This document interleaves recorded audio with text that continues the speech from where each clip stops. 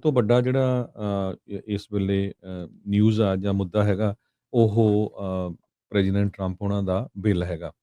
Senate 'ਚੋਂ already ਪਾਸ ਹੋ ਚੁੱਕਾ ਤੇ ਹੁਣ ਉਹ ਯੂਐਸ ਕਾਂਗਰਸ ਦੇ ਵਿੱਚ ਗਿਆ ਹੈਗਾ ਤੇ ਕਾਂਗਰਸ ਦੇ ਵਿੱਚ ਹਾਊਸ ਦੇ ਜੋ ਮਿਨੋਰਿਟੀ ਲੀਡਰ ਹੈਗੇ ਹਕੀਮ ਜੈਫਰੀਜ਼ ਉਹ ਇਸ ਟਾਈਮ ਬੋਲ ਰਹੇ ਹੈਗੇ ਆ। ਮਾਈਕ ਜੌਨਸਨ ਜੋ ਸਪੀਕਰ ਆ ਉਹ ਕਹਿ ਰਿਹਾ ਵੀ ਜਾਣ ਕੇ ਡਿਲੇ ਕੀਤਾ ਜਾ ਰਿਹਾ ਆ। ਕਹਿੰਦੇ ਵੀ ਅਸੀਂ 1 ਜਾਂ 2 ਵੋਟਾਂ ਜੀਓਪੀ 'ਚੋਂ ਲੂਜ਼ ਕਰ ਸਕਦੇ ਹਾਂ, ਪਰ ਸਟਿਲ ਉਹ ਬਿੱਲ ਪਾਸ ਹੋ ਜਾਊਗਾ। ਸੋ ਇਹ ਬਿੱਲ ਦੀ ਡਿਟੇਲ ਦੇ ਵਿੱਚ ਆਪਾਂ ਕੱਲ੍ਹ ਵੀ ਤੁਹਾਡੇ ਨਾਲ ਸਾਂਝੀ ਕੀਤੀ ਸੀ ਵੀ ਕਿਹਨਾਂ ਲੋਕਾਂ ਨੂੰ, ਅਮੀਰਾਂ ਨੂੰ ਫਾਇਦਾ ਹੋਊਗਾ, ਗਰੀਬਾਂ ਨੂੰ ਨੁਕਸਾਨ ਹੋਊਗਾ।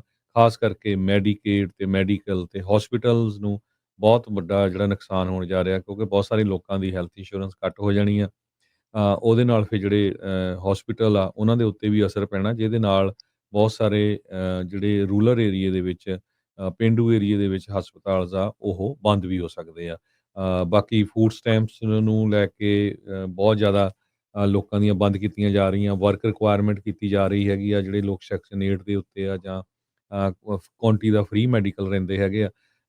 ਜੋ ਇਮੀਗ੍ਰੇਸ਼ਨ ਦੇ ਲਈ ਫੀਸਸ ਆ ਉਹ ਕਾਫੀ ਜ਼ਿਆਦਾ ਵਧਾਈਆਂ ਗਈਆਂ ਹੈਗੀਆਂ। ਇਹ ਡਿਟੇਲ ਦੇ ਵਿੱਚ ਜਦੋਂ ਕਾਂਗਰਸ 'ਚੋਂ ਪਾਸ ਹੁੰਦਾ ਆ ਤੇ ਪ੍ਰੈਜ਼ੀਡੈਂਟ ਟਰੰਪ ਹੋਣਾ ਦੇ ਕੋਲ ਜਾਂਦਾ ਆ, ਸਾਈਨ ਹੁੰਦਾ, ਉਹ ਤੋਂ ਬਾਅਦ ਫਿਰ ਆਪਾਂ ਜ਼ਰੂਰ ਡਿਸਕਸ ਕਰਾਂਗੇ। ਪਰ ਓਵਰਆਲ ਇਹ ਆ ਵੀ ਜਿਹੜੇ ਲੋਕ $50,000 ਤੋਂ ਥੱਲੇ ਬਣਾਉਂਦੇ ਆ ਉਹਨਾਂ ਨੂੰ ਕਾਫੀ ਜ਼ਿਆਦਾ ਜਿਹੜਾ ਨੁਕਸਾਨ ਹੋਣਾ ਹੈਗਾ। 17 ਤੋਂ ਜਿਹੜੇ $51,000 ਇਨਕਮ ਬਣਾਉਂਦੇ ਆ ਉਹਨਾਂ ਨੂੰ $700 ਦਾ ਲੋਸ ਹੋਊਗਾ ਤੇ ਜਿਹੜੇ 17,000 ਤੋਂ ਥੱਲੇ ਆ ਉਹਨਾਂ ਨੂੰ $1,000 ਤੋਂ ਥੱਲੇ ਲੋਸ ਹੋਊਗਾ। ਹੁਣ ਕਈ ਲੋਕ ਸੋਚੂਗੇ ਵੀ ਕਿਹੜਾ ਬੰਦਾ $17,000 ਸਾਲ ਦਾ ਬਣਾਉਂਦਾ, ਪਰ ਬਹੁਤ ਲੋਕ ਅਮਰੀਕਾ ਦੇ ਵਿੱਚ ਹੈਗੇ ਆ। ਕਈ ਬਜ਼ੁਰਗ ਆ, ਕਈ ਪਾਰਟ ਟਾਈਮ ਜੋਬ ਕਰਦੇ ਹੈਗੇ ਆ। ਮਿਡ ਵੈਸਟ ਦੀਆਂ ਜਿਹੜੀਆਂ ਸਟੇਟਸ ਆ ਉੱਥੇ ਇੰਨੀ ਜ਼ਿਆਦਾ ਤਨਖਾਹ ਨਹੀਂ ਹੈ। ਕੈਲੀਫੋਰਨੀਆ, ਨਿਊਯਾਰਕ ਜਾਂ ਵਾਸ਼ਿੰਗਟਨ ਨਾ ਸੋਚਿਆ ਕਰੋ। ਸੋ 7.6 ਮਿਲੀਅਨ ਅਮਰੀਕਨਸ ਆਉਣ ਵਾਲੇ 10 ਸਾਲਾਂ 'ਚ ਆਪਣੀ ਮੈਡੀਕੇਡ ਜਾਂ ਮੈਡੀਕਲ ਲੂਜ਼ ਕਰ ਜਾਣਗੇ। ਇਹ ਇੱਕ ਬਹੁਤ ਵੱਡਾ ਆ। ਸਟੂਡੈਂਟ ਲੋਨ ਡੈਪਟ ਦੇ ਉੱਤੇ ਕਾਫੀ ਵੱਡਾ ਜਿਹੜਾ ਅਸਰ ਪੈਣ ਜਾ ਰਿਹਾ। ਅਨਡਾਕੂਮੈਂਟਡ ਲੋਕਾਂ ਦੇ ਉੱਤੇ ਜਿਹੜਾ ਆ ਫੀਸ ਜਿਸ ਤਰ੍ਹਾਂ ਮੈਂ ਤੁਹਾਨੂੰ ਦੱਸਿਆ ਹੀ ਆ ਵੀ ਉਹਨਾਂ ਨੂੰ ਵਧਾਈ ਗਈ ਹੈਗੀ ਆ। $100 ਫੋਰ ਅਸਾਈਲਮ ਦੇ ਲਈ ਤੇ $550 ਪੇਮੈਂਟ ਫੋਰ ਵਰਕ ਆਥੋਰਾਈਜੇਸ਼ਨ ਦੇ ਲਈ। ਸੋ ਹੈ ਤਾਂ ਬਹੁਤ ਲੰਮੀ ਆ ਕਿਉਂਕਿ ਅੱਜ ਸਾਡਾ ਟਰੱਕਿੰਗ ਦਾ ਪ੍ਰੋਗਰਾਮ ਆ। ਸੋ ਇਸ ਕਰਕੇ ਮੈਂ ਥੋੜ੍ਹਾ ਡਿਟੇਲ ਦੇ ਵਿੱਚ ਤੁਹਾਡੇ ਨਾਲ ਸਾਂਝਾ ਕੀਤਾ ਹੈਗਾ।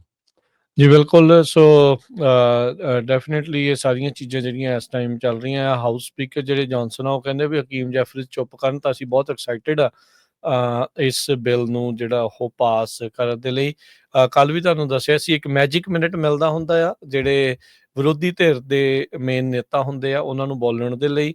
ਤੇ ਇੱਕ ਵਾਰੀ ਕੈਵਨ ਮਕਾਰਥੀ ਹੁਣਾਂ ਨੇ ਅਜਿਹੇ ਮੈਜਿਕ ਮਿੰਟ ਤੋਂ ਵਰਤੇ ਹੋਏ 8 ਘੰਟੇ ਬੋਲਿਆ ਸੀ ਤੇ ਹਕੀਮ ਜੈਫਰੀਜ਼ ਵੀ ਲਗਾਤਾਰ ਜਿਹੜੇ ਉਹ ਬੋਲ ਰਹੇ, ਕਹਿੰਦੇ ਸੀ ਵੀ 1 ਘੰਟਾ ਘੱਟੋ ਘੱਟ ਉਹ ਬੋਲਣਗੇ। ਉਧਰ ਵਾਈਸ ਪ੍ਰੈਜ਼ੀਡੈਂਟ JD ਵੈਂਸ ਉਹਨਾਂ ਨੇ ਟਵੀਟ ਕਰਕੇ ਜਿਹੜਾ ਉਹ ਦੱਸਿਆ ਆ, ਉਹ ਕਹਿੰਦੇ ਵੀ ਜਿਹੜੇ ਕੁਛ ਰਿਪਬਲਿਕਨਸ ਇਹ ਕਹਿ ਰਹੇ ਸੀਗੇ ਵੀ ਪਤਾ ਨਹੀਂ ਅਸੀਂ ਬਿੱਲ ਦੇ ਹੱਕ 'ਚ ਆ ਜਾਂ ਉਲਟਾ, ਕਹਿੰਦੇ ਵੀ ਮੈਨੂੰ ਹੁਣੇ ਇੱਕ ਹਾਊਸ ਦੇ ਜਿਹੜੇ ਮੈਂਬਰ ਆ ਉਸ ਦਾ ਟੈਕਸਟ ਆਇਆ ਤੇ ਉਹਨਾਂ ਨੇ ਟਵੀਟ ਕੀਤਾ, ਕਹਿੰਦੇ ਵੀ ਮੈਂ ਜਿੱਦਾਂ ਹੀ ਹਕੀਮ ਜੈਫਰੀਜ਼ ਦੀ ਪਰਫਾਰਮੈਂਸ ਦੇਖਣੀ ਸ਼ੁਰੂ ਕੀਤੀ, ਉਹਨਾਂ ਦੀ ਆਵਾਜ਼ ਸੁਣਨੀ ਸ਼ੁਰੂ ਕੀਤੀ, ਤਾਂ ਹੁਣ ਮੈਂ ਕਨਫਰਮਡ ਯੈਸ ਜਿਹੜਾ ਆ ਇਸ ਬਿੱਲ ਦੇ ਉੱਤੇ ਜਿਹੜਾ ਉਹ ਹੋ ਚੁੱਕਾ ਆ। ਸੋ ਇੱਥੇ ਇਸ ਤਰੀਕੇ ਦੇ ਨਾਲ ਜਿਹੜਾ ਆ ਉਹ ਇਸ ਟਾਈਮ ਇੱਥੇ ਚੱਲ ਰਿਹਾ ਆ। ਬਾਕੀ ਇਮੀਗ੍ਰੇਸ਼ਨ ਦੇ ਮਾਮਲੇ 'ਚ ਆਪਾਂ ਨੂੰ ਪਤਾ ਹੀ ਆ ਵੀ ਇਸ ਬਿੱਲ 'ਚ $350 ਬਿਲੀਅਨ ਜਿਹੜੇ ਆ ਉਹ ਮੱਦ ਰੱਖੀ ਗਈ ਆ। ਸੋ ਡੈਪੂਟੇਸ਼ਨਸ ਤੇਜ਼ ਹੋਣਗੀਆਂ, ਡਿਟੈਂਸ਼ਨ ਸੈਂਟਰਸ ਹੋਰ ਨਵੇਂ ਜਿਹੜੇ ਆ ਉਹ ਬਣਨਗੇ। ਇਹ ਜਿਹੜੇ ਟਰੰਪ ਹੁਣੀ ਇਮੀਗ੍ਰੇਸ਼ਨ ਨੂੰ ਲੈ ਕੇ ਜਿਹੜਾ ਉਹ ਕਰ ਰਹੇ ਆ। ਹਾਂ, ਜਿਹੜਾ ਉਹਨਾਂ ਨੇ ਵਾਅਦਾ ਕੀਤਾ ਸੀਗਾ ਵੀ ਆਮ ਲੋਕਾਂ ਦਾ ਲੋ ਇਨਕਮ ਅਮਰੀਕਨਸ ਜਾਂ ਮਿਡਲ ਕਲਾਸ ਇਨਕਮ ਆ ਜਿਹੜਾ ਉਹਨਾਂ ਨੂੰ ਅਸੀਂ ਕਹਿੰਦੇ ਸੀ ਵੀ ਬਹੁਤ ਵੱਡੇ ਟੈਕਸ ਕੱਟਸ ਦੇ ਰਹੇ ਆ, ਉਹ ਗੱਲ ਕਿਤੇ ਨਾ ਕਿਤੇ ਇਹਨਾਂ ਦੀ ਹਵਾ ਦੇ ਵਿੱਚ ਜਿਹੜੀ ਉਹ ਰਹਿ ਗਈ ਆ।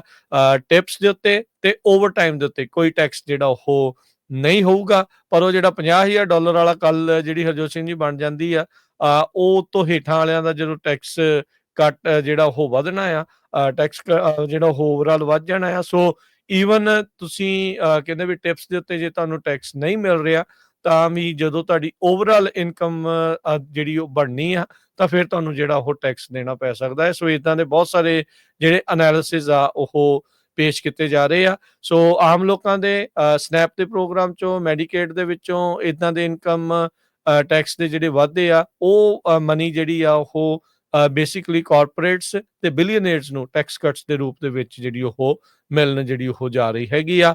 ਹਾਊਸ ਸਪੀਕਰ ਦੇ ਜੌਨਸਨ ਉਹਨਾਂ ਨੇ ਕਿਹਾ ਵੀ ਜਿਹੜੇ ਜੀਓਪੀ ਦੇ ਰਿਪਰੈਜ਼ੈਂਟੇਟਿਵ ਜਿਹੜੇ ਫਿਟਸ ਪੈਟਰਿਕ ਆ ਉਹ ਟਰੰਪ ਹੁਣਾਂ ਦੇ ਇਸ ਏਜੰਡੇ ਬਿੱਲ ਦੇ ਉਲਟ ਜਿਹੜੀ ਉਹ ਵੋਟ ਜਿਹੜੀ ਉਹ ਪਾ ਸਕਦੇ ਆ।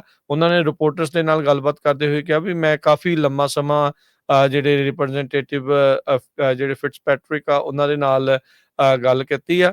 ਕਹਿੰਦੇ ਵੀ ਉਹ ਗੁੱਡ ਤੇ ਟਰਸਟਡ ਫਰੈਂਡ ਆ, ਉਹਦੀਆਂ ਆਪਣੀਆਂ ਕਨਵਿਕਸ਼ਨਸ ਆ ਜਿਹੜੀਆਂ ਬਿੱਲ ਦੇ ਵਿੱਚ ਕੁਝ ਜਿਹੜੇ ਪ੍ਰੋਵੀਜ਼ਨਸ ਆ ਉਸ ਨੂੰ ਜਿਹੜਾ ਉਹ ਲੈ ਕੇ ਤੇ ਉਹ ਉਸ ਤੇ ਇੰਟਾਈਟਲਡ ਆ, ਪਰ ਜਿਹੜਾ ਉਹ ਨਹੀਂ ਮੰਨੇ ਹੈਗੇ। ਡੈਮੋਕ੍ਰੇਟਸ ਦੇ ਦੁਆਰਾ ਇੱਕ ਯੂਨੈਨਿਮਸ ਕੰਸੈਸ਼ਨ ਜਿਹੜੇ ਲਿਆਉਣ ਦੀ ਗੱਲ ਕੀਤੀ ਜਾ ਰਹੀ ਆ।